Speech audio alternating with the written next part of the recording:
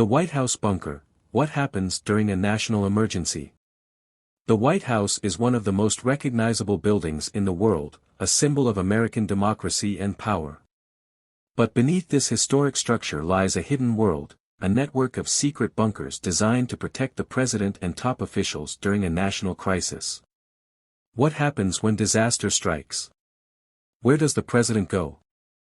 How does the government continue to function in the face of war, terrorism, or catastrophe?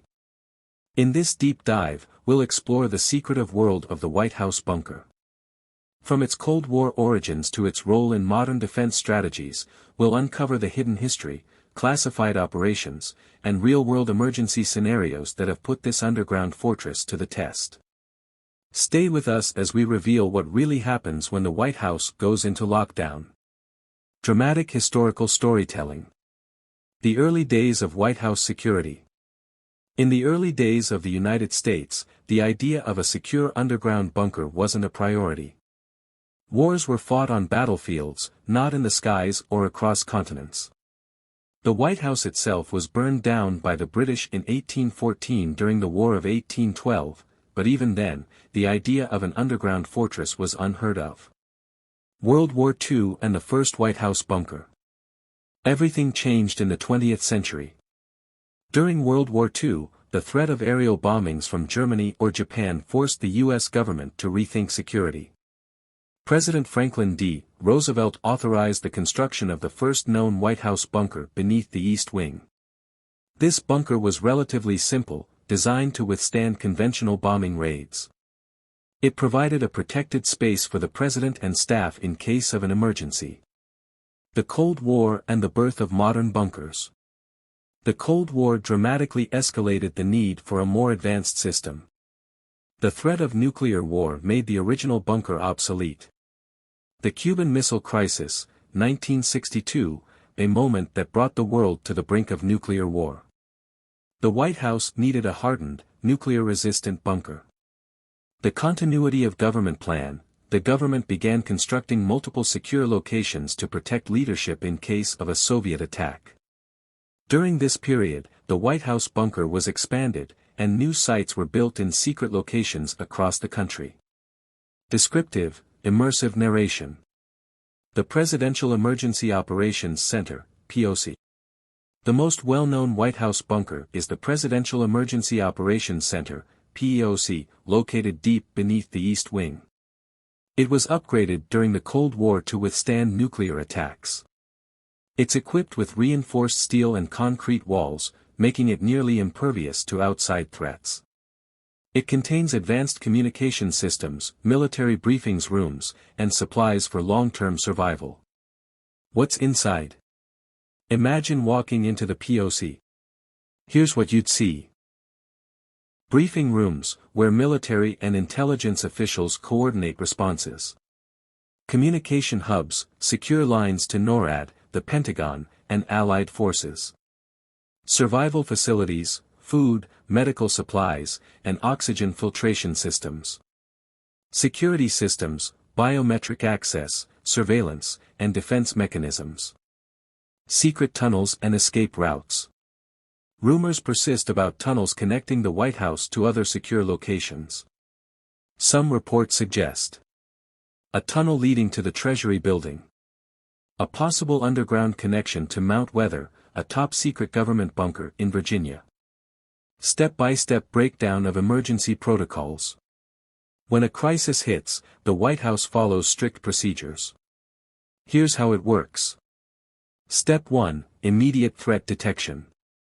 Military satellites, NORAD, and intelligence agencies monitor global threats in real time. If a threat is detected, whether a missile attack, terrorist incident, or biological event, officials alert the president. Step 2, the president's evacuation.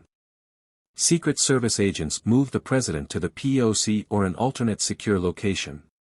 A special, emergency action message is sent to key government agencies. The vice president and other key officials are also secured. Step 3, strategic decision-making. Once inside the bunker, the president and top military officials assess the situation. Options may include Launching a counterattack, in case of war. Declaring martial law, in extreme scenarios. Activating the continuity of government plan, if Washington becomes unsafe. Real-world examples of emergency activations. 9/11 attacks, 2001, Vice President Dick Cheney was taken to the POC during the attacks. The JFK assassination, 1963, government continuity protocols were enacted after the president's death. COVID-19 pandemic, 2020, emergency protocols ensured government functionality during lockdowns. Expanding beyond the White House. While the White House bunker is critical, it's not the only secure facility. Mount Weather, Virginia. A fully functional underground city designed to house government leaders. Equipped with everything needed for survival, including dormitories, medical facilities, and a power grid. Raven Rock, Site R. A massive underground facility, often called the Underground Pentagon. Located on the Pennsylvania-Maryland border, it serves as a command center during nuclear threats. Cheyenne Mountain, Colorado. Home to NORAD, this facility monitors global threats. Built inside a mountain, it can withstand direct nuclear strikes. Discussing 21st century dangers. Evolving threats. The threats of today are different from those of the Cold War. New risks include cyber warfare. Could an enemy shut down U.S. infrastructure remotely? EMP attacks. A high-altitude nuclear detonation could disable electronics nationwide. Biological warfare, deadlier than ever before. The future of White House bunkers. New underground facilities may be under construction. AI and automation could play a role in future emergency responses. How will future presidents use these bunkers? The White House bunker system remains one of the most secretive aspects of American security. It has evolved from a simple bomb shelter to a sophisticated command center capable of handling the most extreme national crises.